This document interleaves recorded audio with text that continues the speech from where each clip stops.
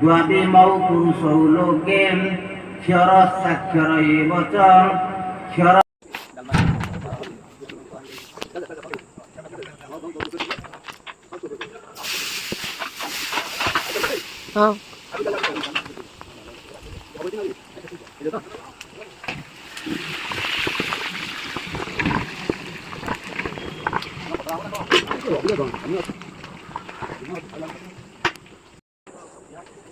বান্ধি কি তো রহিতা সেটি